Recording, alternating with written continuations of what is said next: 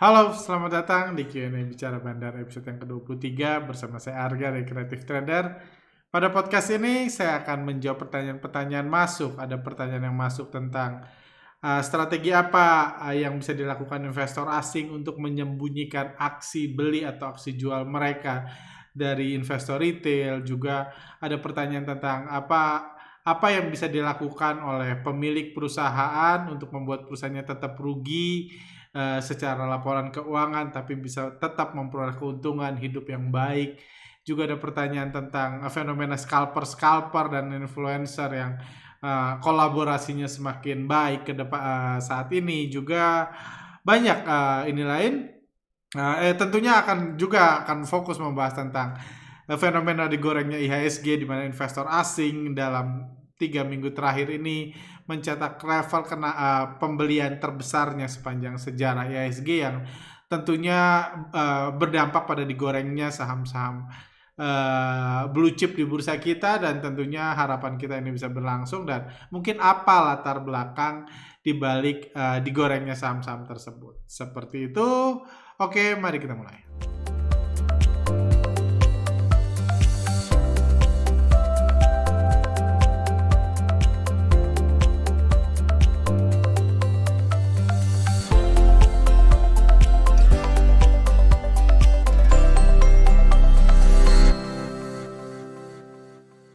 Oke, ini pertama tentunya kita akan membahas tentang inflow IHSG. Jadi pergerakan IHSG dalam 2-3 minggu terakhir ini sangat-sangat luar biasa.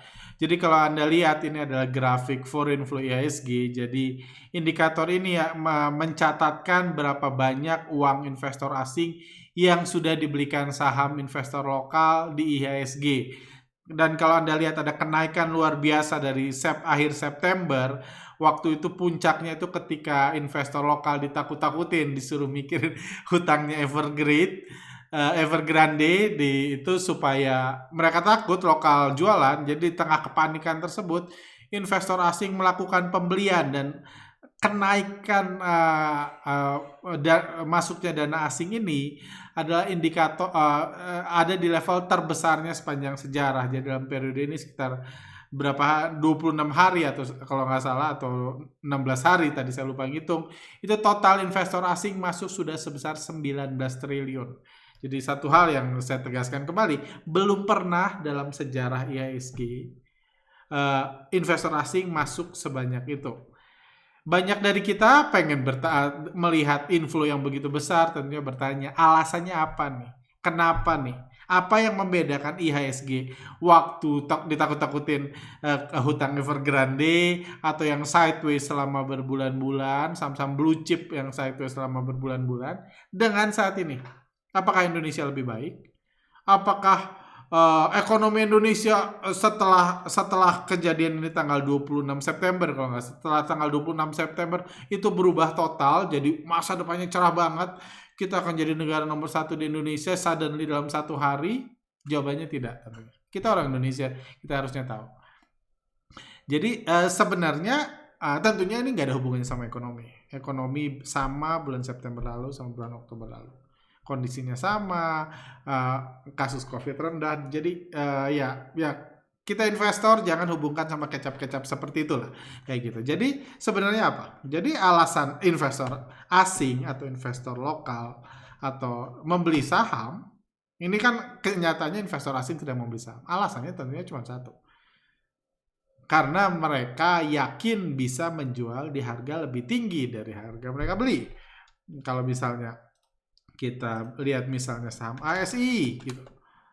Alasan investor asing beli saham ASI di 4 ribuan, ini kalau Anda lihat investor asing sudah lakukan akumulasi, ini ketika sideways ini investor asing udah terus borong saham Astra. Alasan mereka beli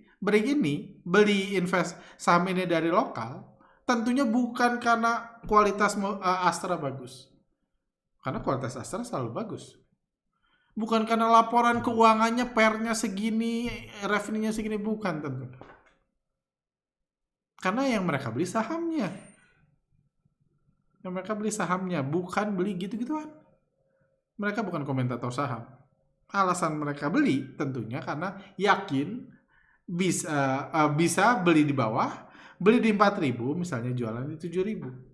Jadi investor lokal yakin bisa beli ketika beli di 4.700, dia punya keyakinan nanti gue jual lagi ke investor asing ketika beli dari lokal 4.700 tentunya punya keyakinan nanti harganya gue goreng ke 7.000 misalnya. Sekarang kan udah 6.200. Ketika beli 4.000, gue bakal goreng harganya sahamnya ke 7.000. Di 7.000 bakal gue jual lagi ke lokal. Dan investor asing yakin investor lokal akan membeli saham Astra di 7.000. Misalnya kalau mereka mau jualan di 7.000. Kalau mereka berani goreng ke 8.000, beli dari lokal di 4.000, terus kerek naik, beli terus.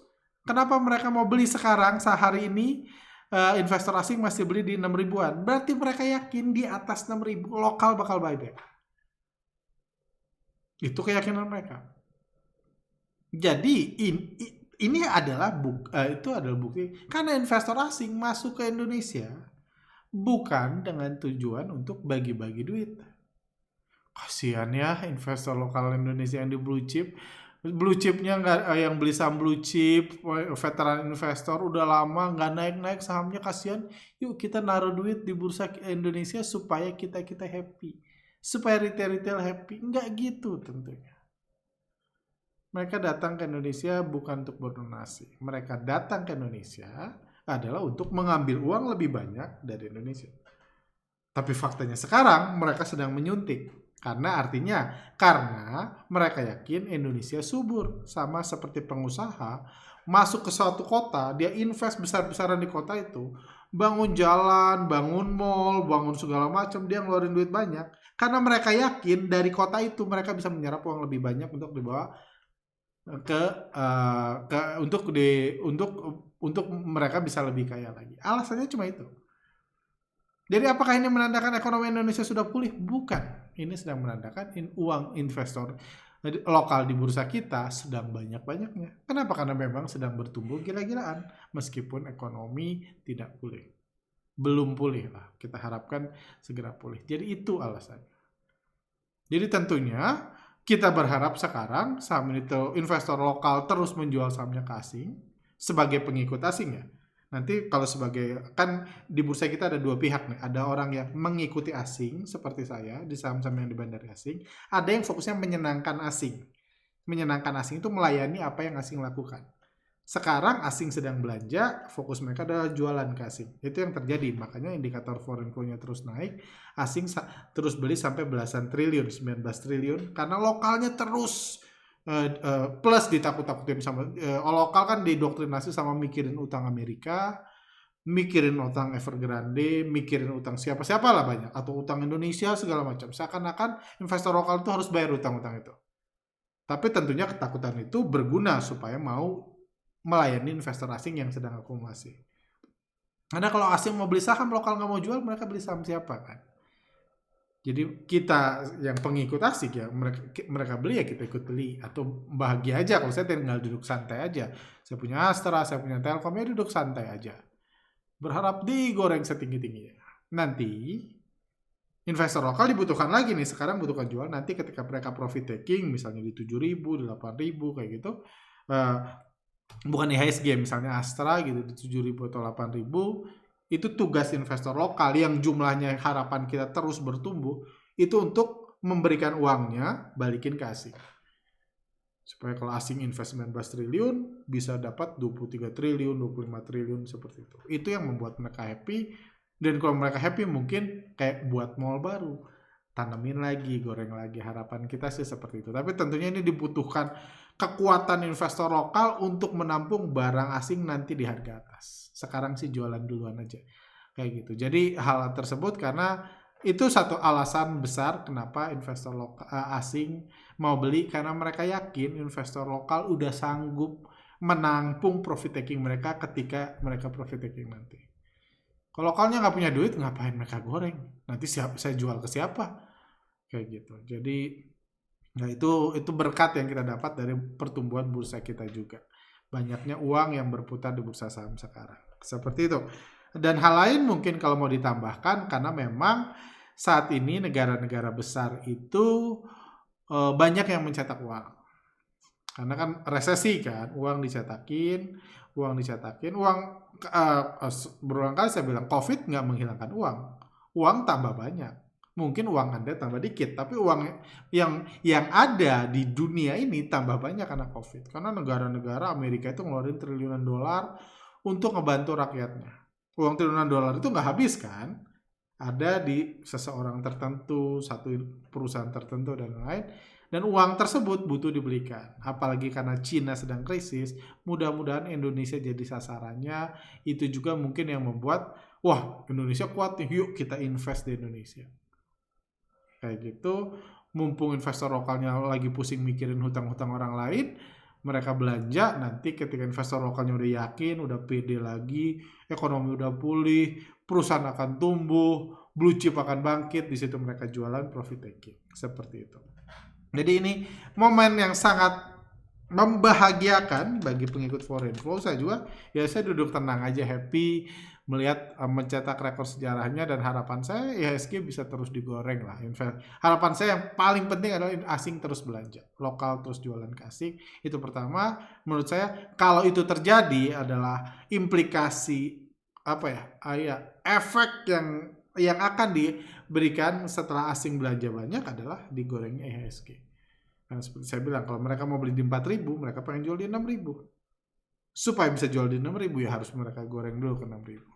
Seperti itu. Jadi ini momen yang sangat membahagiakan bagi pengikut asing dan momen yang sangat sibuk bagi mereka yang fokusnya menyenangkan asing. Lanjut. Sekarang saya akan jawab pertanyaan. Saya belum mengerti kenapa bulan Oktober ini setiap asing masuk IHSG langsung naik, tapi bulan lalu asing masuk tiap hari tapi IHSG nggak naik-naik. Bedanya apa ya?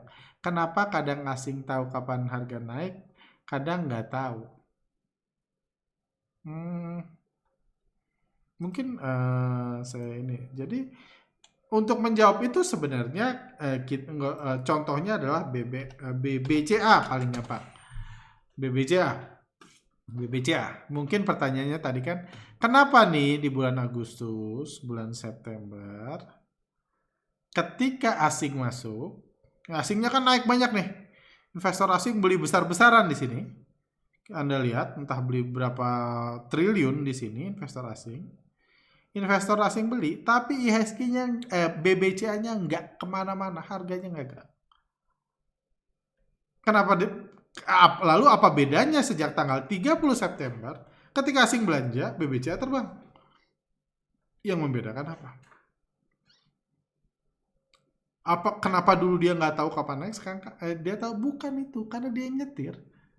Sama kayak Anda nanya ke supir, kenapa ya supir tahu kalau mobil belok kanan, kenapa dia tahu? Wong dia yang ngebelokin ke kanan. Jadi di sini investor asing sedang pengen akumulasi, sedang ngumpulin saham-saham dari investor lokal. Kan kalau mereka belanja, lokal harus jualan. Tapi mereka jaga harganya. Yang namanya akumulasi itu ngumpulin, tapi nggak harus langsung digoreng. Kumpulin aja dulu yang banyak. Kenapa mereka ngumpulin banyak? Apakah mereka nggak punya BCA? Bukan. Mereka punya BCA. Kepemilikan BCA itu 82%-nya asing saat ini. Mungkin sebelumnya dia punya 81%, jadi mereka bukan nggak punya BCA. Mereka cuma mau beli banyak, ngumpulin banyak, karena mereka mau nantinya setelah itu, kita udah lihat sekarang, harganya udah mereka goreng. Mungkin sekarang, setelah di stock split, setelah lokal-lokal PD yakin, wah sekarang BCA udah murah. Investor retail, generasi FOMO, segala macam siap beli BCA, siap menyerahkan uangnya untuk beli BCA. Mereka asing yang beli banyak, bisa tampung. Waduh, sekarang udah banyak yang mau beli. Gue beli di bawah, jual di 8.000 misalnya. Mereka lepas. Itu tujuannya. Jadi nggak selamanya ketika bandar mengumpulin,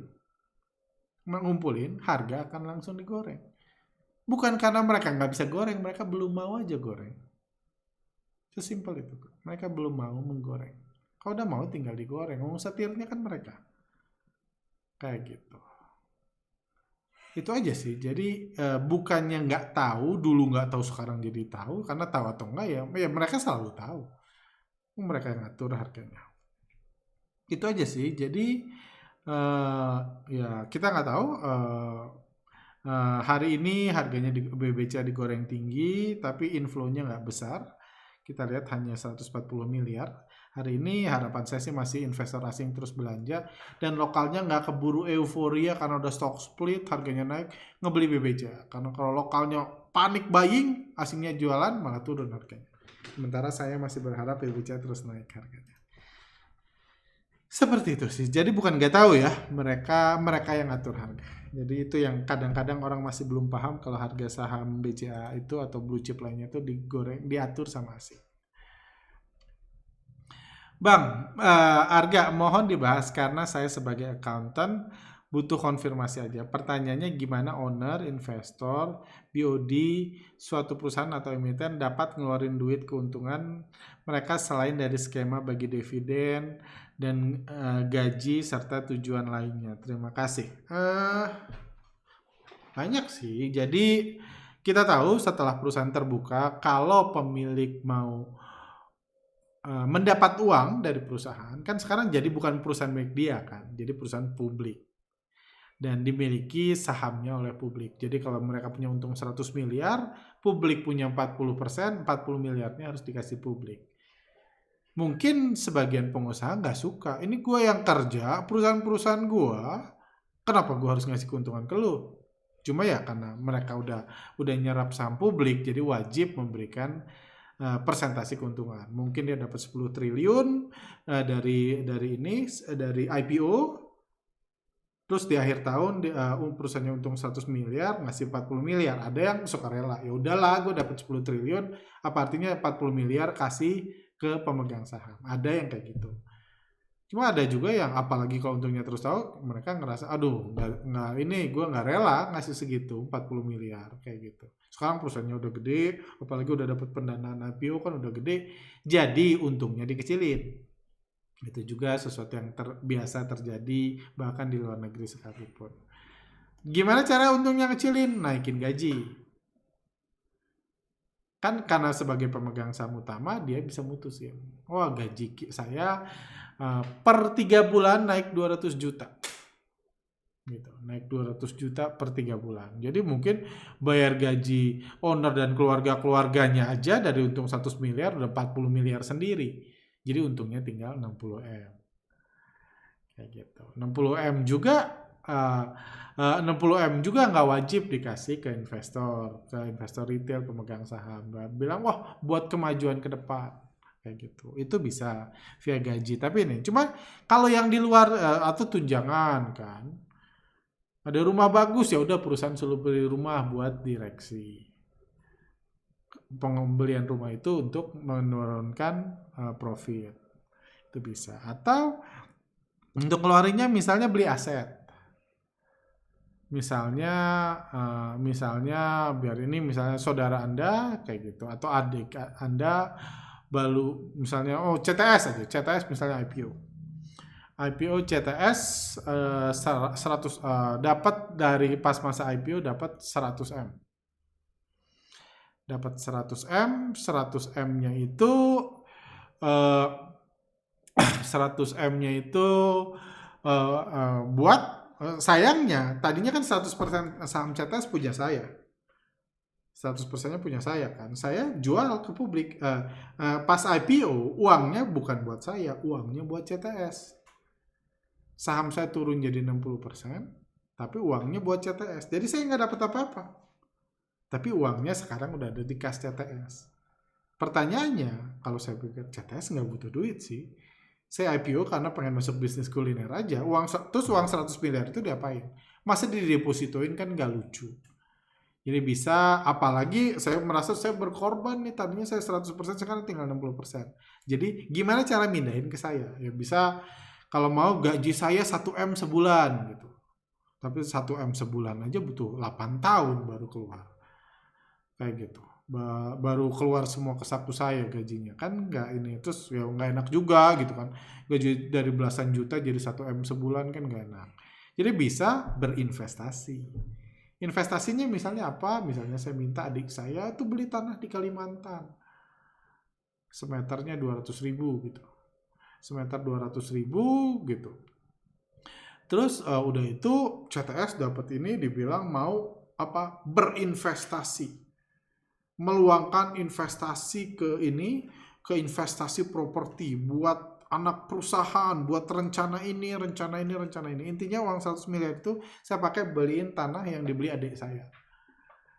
Tadinya adik saya beli 200.000 di Kalimantan, saya beli 20 juta. Kenapa saya bilang mau menonggakkan kaki mau membangun di Kalimantan yang akan jadi ibu kota Indonesia yang cantik-cantik dibuat.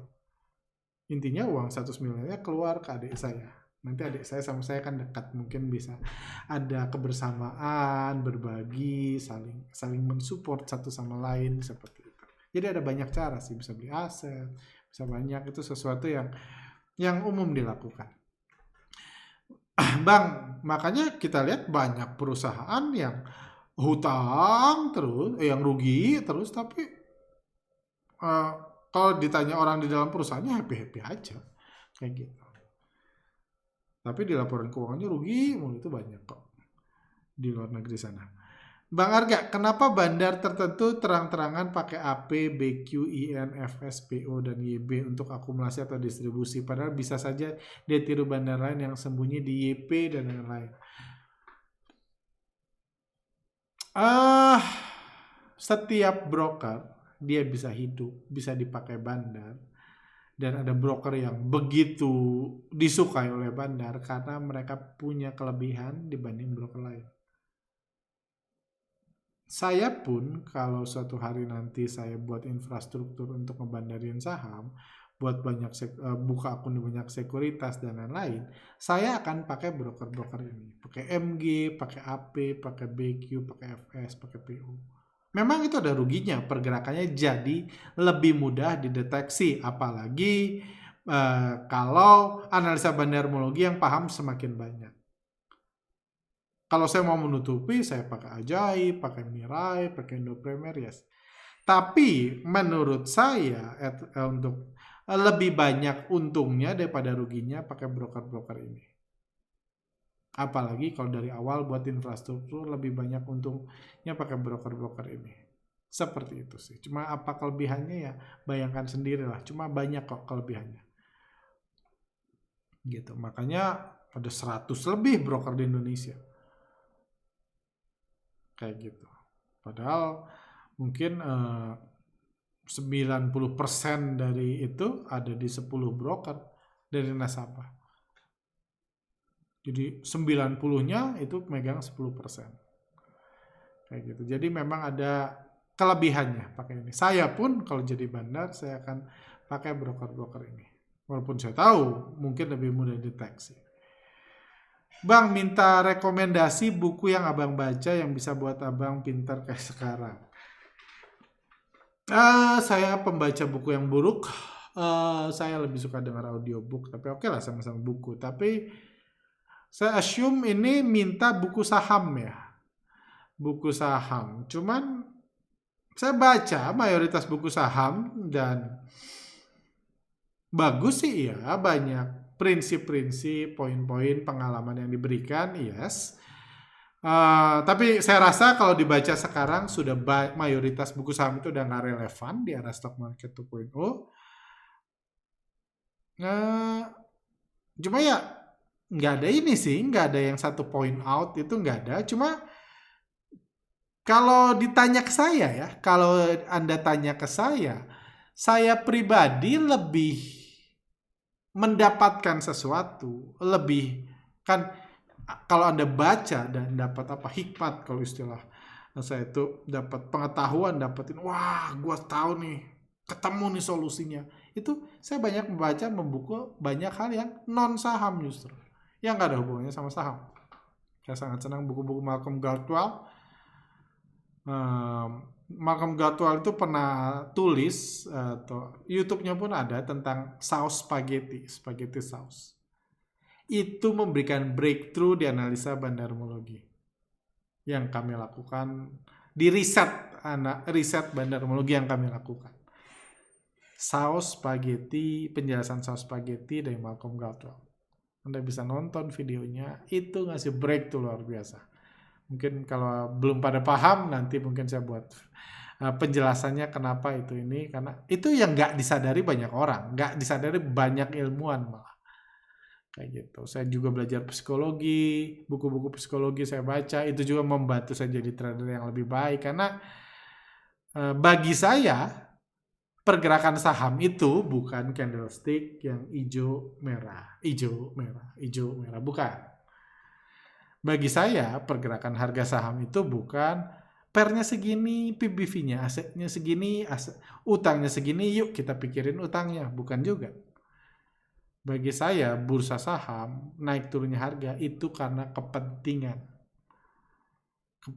orang di balik itu. Ini tentang human, tentang kepentingan, tentang psikologi orang, kebiasaan bandar, dan somehow belajar bisnis in general lebih membantu daripada belajar ngitungin utangnya berapa ya gitu. Enggak, menurut saya sih seperti itu. Jadi saya lebih suka baca ini. Saya udah 5 tahun lebih, 5 tahun paling nggak saya nggak baca lagi buku saham, nggak dengar audiobooknya, nggak. Saya cari pengetahuan dari luar. Oke, ini juga tentang, banyak yang bertanya tentang buka. Ada yang menganggap saya lupa kelewatan membahas tentang buka, kepemilikan buka dalam video sebelumnya. Saya udah jelaskan dalam podcast sebelumnya, juga dalam post Instagram saya, bahwa saya tidak lupa. Saya menjelaskan tetapi secara tidak langsung. Kalau Anda nonton lagi, di situ ditemukan jawaban dari pertanyaan tentang misteri kepemilikan, persentase kepemilikan asing dibuka. Saya kasih jawabannya. Cuma seperti saya bilang, saya sejak awal sangat berhati-hati dibuka. Kayak gitu. Kalau tentang penurunan harga saham buka, saya juga udah jelaskan di post Instagram dan di Telegram. Saya bilang, saat ini saya masih hold saham buka. Saya nggak melakukan average down, walaupun sebenarnya, jadi setiap saya beli saham, saya itu punya budget untuk membeli saham tersebut. Punya budget. Anggap saya punya budget 50 juta untuk beli saham buka. Nggak harus saya beli semua sekaligus. Apalagi untuk saham-saham yang saya masih ragu, masih belajar, masih pengen melihat pergerakan bandarnya lebih lagi. Untuk buka, saya baru beli sedikit dari budget saya. Beberapa podcast sebelumnya, sebelum keluar berita presentasi kepemilikan asing itu, saya bilang kalau di bawah harga IPO, saya beli lagi. Dan saya sempat lakukan itu, dan average saya udah cukup bagus. Kalau dengan asumsi sebelum keluarnya berita presentasi kepemilikan yang berubah tersebut. Seperti itu. Cuma berita tersebut membuat saya ragu akan asumsi yang saya jadikan pegangan ketika membeli saham buka. Tapi saya sebenarnya bisa melakukan cut loss, nggak masalah juga saya melakukan cut loss. Cuma saya prefer enggak, karena saya penasaran dengan bagaimana, dan toh saya masih bisa average down, masih bisa ini, tapi sampai detik ini, sampai tadi sore pun saya belum kepikiran average down. Saya sih berharap harga sahamnya digoreng, nggak dihancurin kayak gini, tapi ya saya sambil terus cek kepemilikannya dan lain-lain, karena pengen belajar, karena ini IPO yang sangat berbeda tentunya. Ada kepentingan yang begitu banyak yang mungkin pengen keluar, karena siapa juga yang ini sejak awal kan, siapa juga yang mau pegang saham buka kalau mikir keuntungan ke depan, keuntungan perusahaan ke depan kayak gitu. Jadi cuma ya ada asumsi yang dipertanyakan, cuma ya saya rasa itu privilege orang-orang penguasa lah. Seperti itu.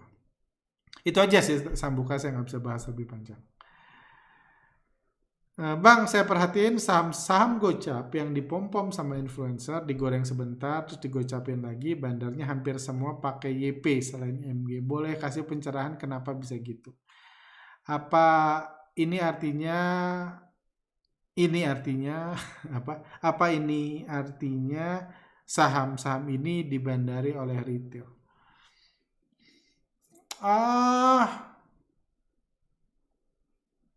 Saya nggak usah bahas merek brokernya ya. Jadi mungkin saya bahas yang di bawah aja.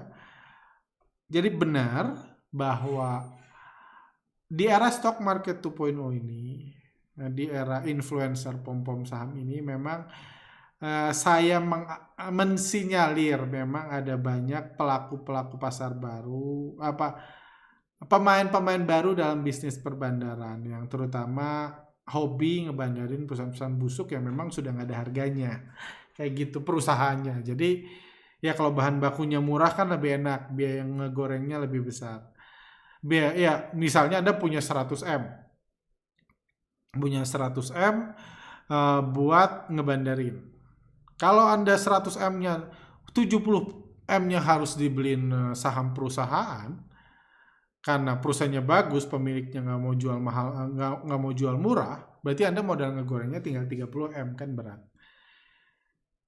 Jadi apalagi kalau sudah bisa memegang kepercayaan seseorang, followernya banyak, muncul di mana-mana, setiap ngomong diberitakan, tentunya daripada dari 100 M pakai 70 M buat beli perusahaan beneran tersebut, mendingan beli perusahaan yang nggak jelas 10 M, 90 M-nya buat ngegoreng-goreng, dan tentunya berharap setelah dijual semua, digocapin lagi bisa balik ke bisa balik ke dari 100 M mungkin bisa balik jadi 130 M, 140 M, jadi cuannya banyak dari follower-follower tersebut. Seperti itu sih, dan fenomena bandar-bandar baru tersebut memang banyak menggunakan broker yang di tools kami sekarang kami namakan broker semi retail. Jadi broker yang nyemplung di bisnis perbandaran tanpa infrastruktur yang sama dengan infrastruktur yang biasa dimiliki perbandaran di era stock market 1.0, di mana punya ribuan akun, puluhan broker zombie dia pakai semua. Nggak seperti itu, mereka pakai broker-broker yang selama ini udah mereka familiar. Tapi tentunya ya fenomena pom-pom saham dan promote ke follower ini memang salah satu solusinya kayak gitu. Apalagi sekarang banyak retail-retail yang FOMO dan polos-polos lebih gampang diserap uangnya. Seperti itu sih. Jadi mungkin itu sedikit menjelaskan pertanyaan tersebut. Cuman saya nggak bahas merek ya. Brokernya apa ya, lihat-lihat sendiri aja. Bang, apakah bandar dapat membeli dengan akun asing dan menjual dengan akun lokal? Pindah barang sendiri untuk menarik retail masuk. Jika iya, apakah ini menunjukkan foreign flow bisa dimanipulasi? Terima kasih. Orang asing tidak bisa menjadi orang lokal. Perusahaan asing tidak bisa menjadi perusahaan lokal. Jadi nggak bisa. Orang asing beli BBCA, dia akan jual sebagai orang asing lagi. Karena dia seorang yang sama kan. Perusahaan asing beli BBCA, dia akan menjual sebagai perusahaan asing lagi. Nggak bisa jadi perusahaan lokal. Karena lokal dan asing sedang membahas individu atau institusinya. Brokernya bisa. Orang asing bisa jual pakai mandiri, bisa, tapi dia tetap asing. Jadi fenomena pindah barang itu tidak bisa dilakukan. Karena pindah barang hanya bisa pindah sekuritas hanya bisa dilakukan oleh satu orang yang sama, satu institusi yang sama. Itu satu. Terus apalagi? Tapi kalau memang dibutuhkan dalam kasus-kasus tertentu bisa terjadi transfer dari asing ke lokal. Caranya melalui pasar nego, tapi ada datanya kalau melalui pasar nego. Kalau transfer antar sekuritas kan nggak ada datanya. Kalau melalui pasar nego itu ada datanya.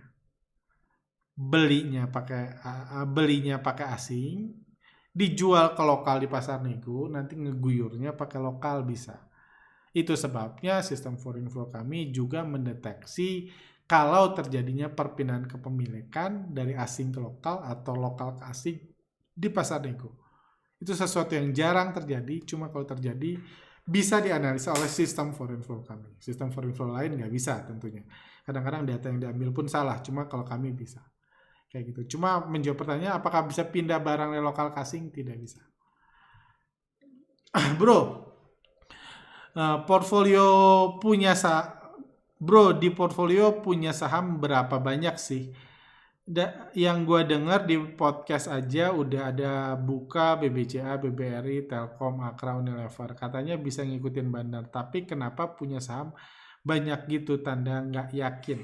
Kalau memang Anda hebat, beli satu saham aja dong, Bandar Goreng langsung jual dan pindah ke saham lain biar lebih maksimal, nggak perlu diversifikasi sana sini.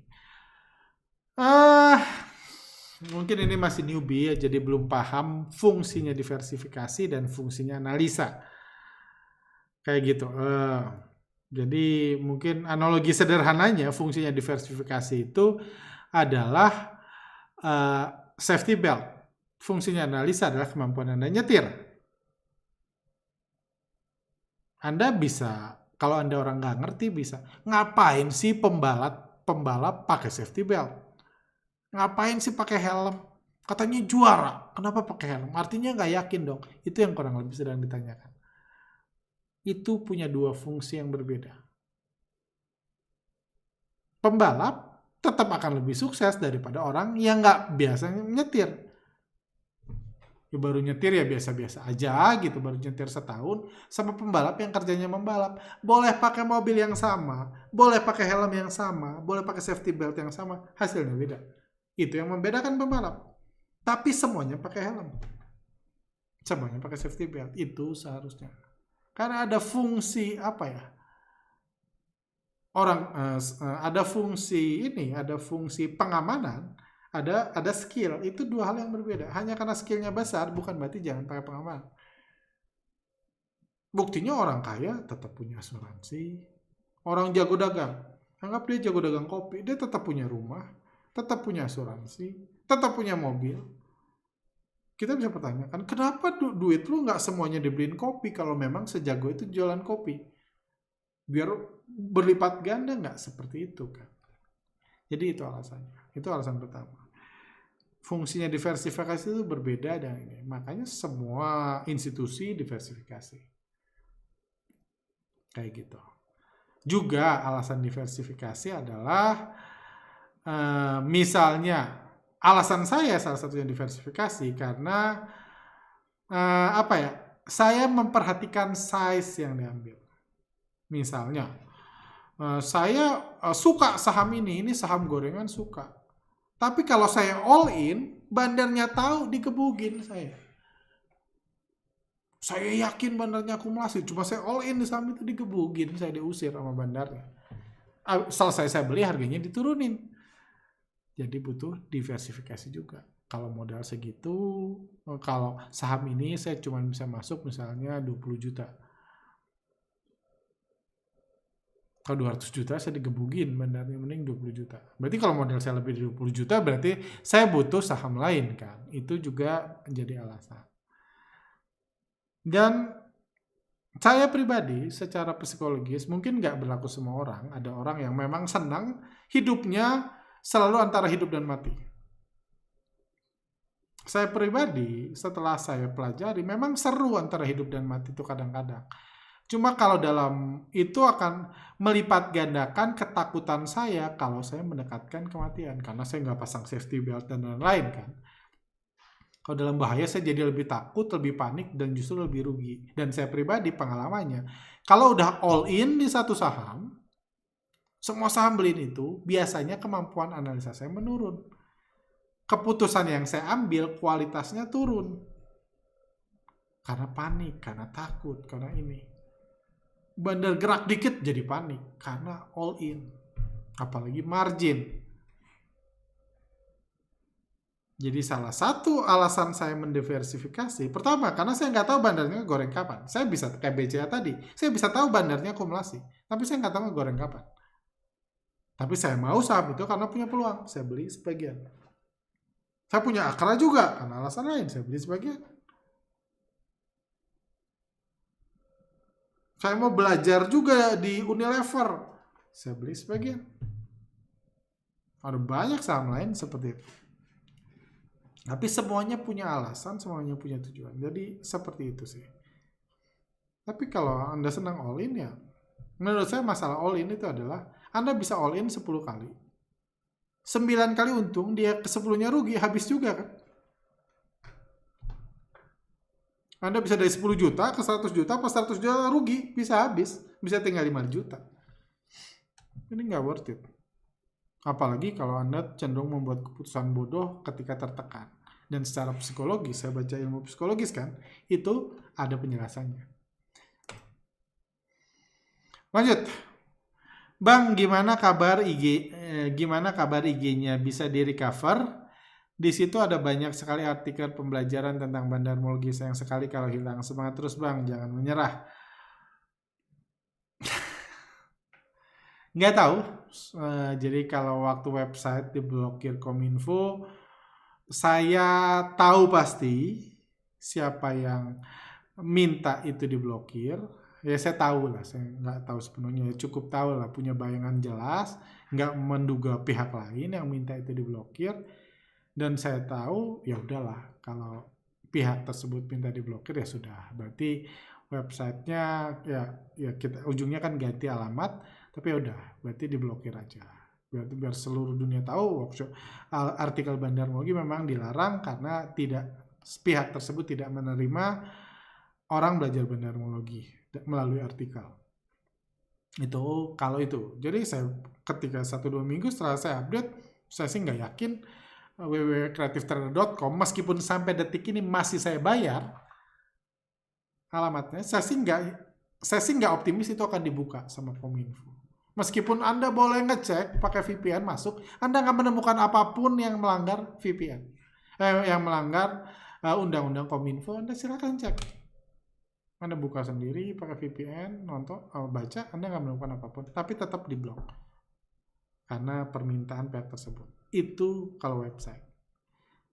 Kalau IG, jujur saya nggak tahu. Sampai detik ini kan banyak kan teori, ada bilang pencinta uang palsu lah dan lain-lain, komunitas uang palsu di banyak. Sampai detik ini kami sudah melakukan 3 kali proses, belum ada hasil apa-apa. Dan nggak tahu penyebabnya apa, kenapa hilang. Nggak tahu kok bisa seperti itu, saya nggak bisa ngasih detail lebih gitu. Cuma saya nggak tahu apa penyebabnya, siapa yang menyebabkan. Kalau hackers biasanya minta uang palsu sebagai jaminan, nggak ada itu.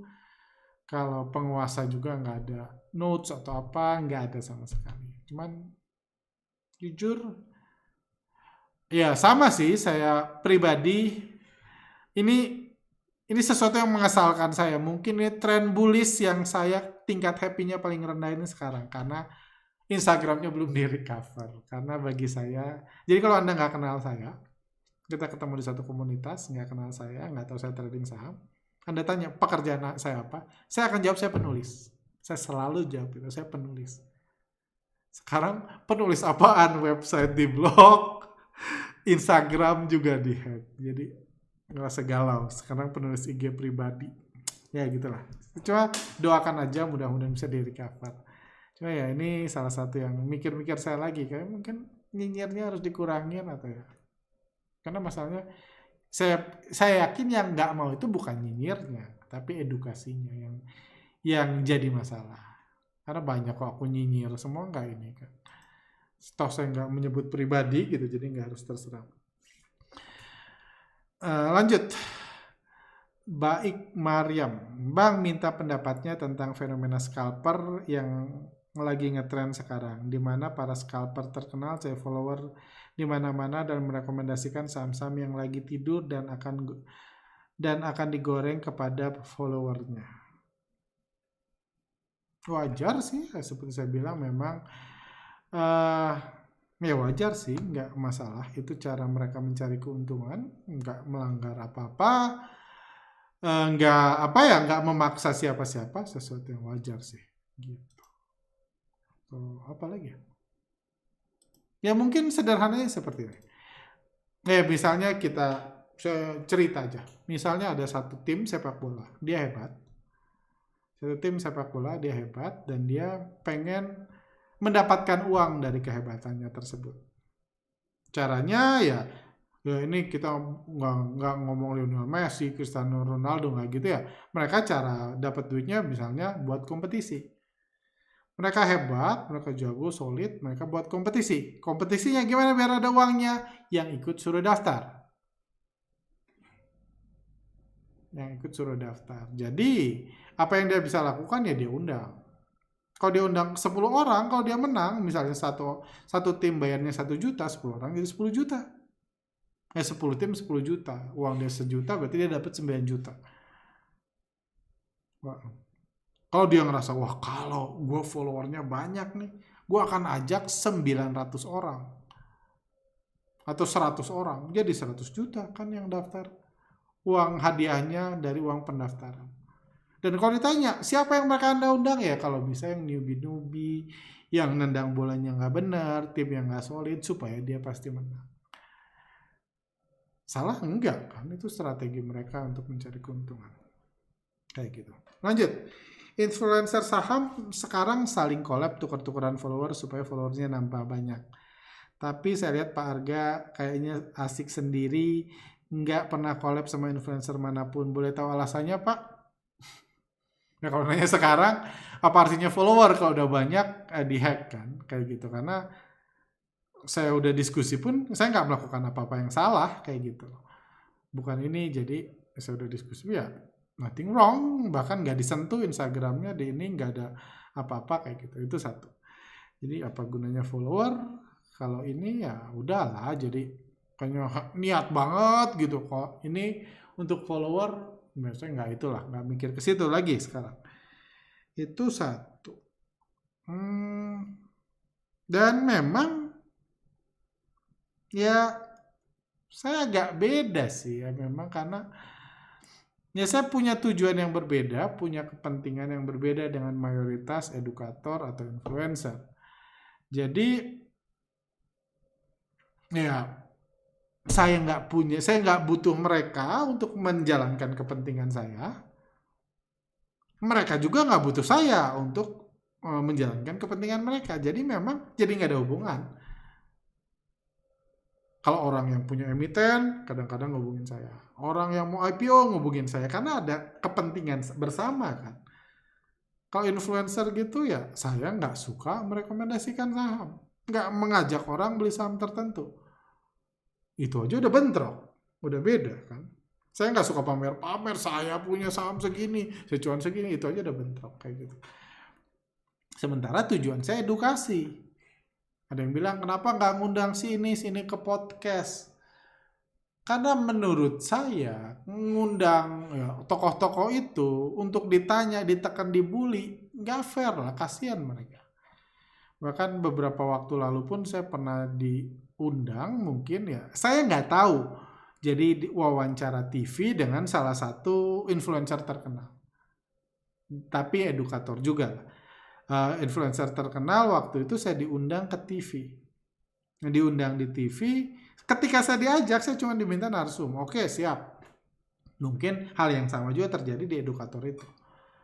Diundang ini, terus akhirnya ditanya, nggak disuruh debat, ditanya sana sini kayak gitu. Saya jawab ya, saya anak saya aja apa yang saya tahu bang rencana digital dan lain-lain.